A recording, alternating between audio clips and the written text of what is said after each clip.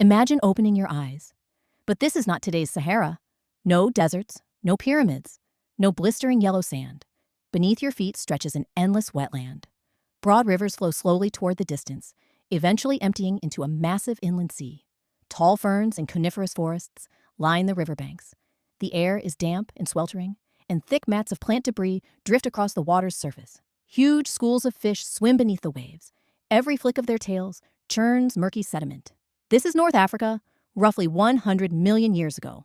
Back then, Earth possessed nearly no permanent ice sheets, and sea levels stood far higher than they are today. Seawater penetrated deep into continental interiors, forming an extensive wetland ecosystem spanning modern Egypt, Libya, Tunisia, and stretching all the way to Morocco. This land held some of the planet's most abundant freshwater resources and was inhabited by the largest predators of that age. Spinosaurus fished these waters. Carcharodontosaurus patrolled the riverbanks. Hidden beneath the surface lurked another far stranger giant. It resembled a crocodile, yet lived more like a whale. To this day, humanity cannot even be certain what it truly looked like. For everything we know of, it survives only in a handful of black and white photographs taken more than a century ago. Our story begins with these photographs. In the early 20th century, German paleontologist Ernst Stromer journeyed to Central Egypt. Time and again, he ventured deep into the desert, excavating fossils from rock layers that had slumbered for 100 million years. Every expedition amounted to piecing together a vanished world: giant fish, bizarre reptiles, and the later world-famous Spinosaurus and Carcharodontosaurus. Today, scientists mostly study this ancient ecosystem using fossils uncovered in Morocco. Yet humanity first learned of this lost realm thanks to Stromer's discoveries in Egypt. Among these fossils, one fragmentary skull seized his attention. It was staggeringly massive. The skull alone exceeded the height of an adult human male. By extrapolating from modern crocodiles and related species, researchers estimate this creature could have reached roughly 10 meters in length, far larger than any crocodile alive today. Yet, its true oddity lay not in its size. It simply did not look like a crocodile. Modern crocodiles have robust snouts, heavy jawbones, and bite forces powerful enough to crush bone. This skull, however, was the complete opposite. Its upper and lower jaws were slender and delicate, seemingly incapable of withstanding struggles from thrashing prey. Its teeth were small and rounded, neither sharp nor sturdy. The entire skull was flat and wide. Placed beside familiar animals, it bore greater resemblance to a large baleen whale than any crocodile. Stromer named it Stomatosuchus inermis. The name means weaponless mouth, a strange moniker indeed. For a crocodile, teeth in its jaws ought to be its deadliest weapons. Yet Stomatosuchus appeared to abandon all of that. How did it survive? No one knew. Even more devastating, humanity nearly lost all chance to study it further. In 1944, as World War II neared its end, a museum in Munich, Germany, endured heavy bombing. Decades of fossils collected by Stromer were stored within its walls. Flames consumed the entire collection, including the original type specimen of Spinosaurus and the only known skull of Stomatosuchus. Fossils preserved across 100 million years turned to ash within hours. A giant beast that once roamed Cretaceous wetlands vanished from the world once more. All that remained were a few photographs taken by Stromer, plus detailed measurements recorded in his notebooks. Nearly every modern reconstruction of Stomatosuchus relies upon these images. Had those photographs never been captured, humanity might never have learned such a creature existed. Worse still, for decades afterward, no matter how hard scientists searched, no new Stomatosuchus fossils ever surfaced. It was as if it appeared for just a single moment, then vanished forever into geologic history. Yet the story did not end. Decades later, thousands of kilometers away, on another stretch of African land, a new fossil slowly emerged from bedrock. Though smaller than Stomatosuchus, it possessed an almost identical skull structure. Scientists finally realized that faded black and white photograph might not represent an isolated mystery. In 2009, in modern Niger, a paleontological team unearthed an exquisitely preserved lower jaw belonging to an unknown crocodilomorph. They named it Laganosuchus, the pancake crocodile. The name sounds faintly comical, yet once its skull was reconstructed, researchers immediately thought back to that yellowed photograph from 60 years prior. It shared the same broad, flattened snout, the same delicate lower jaws, the same uncrocodile-like skull.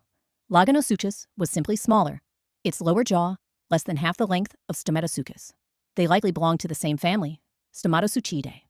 This marked humanity's first new evidence to unravel how Stomatosuchus lived. The lower jaw of Stomatosuchus is remarkably complete. Scientists observed teeth lined on both upper and lower jaws.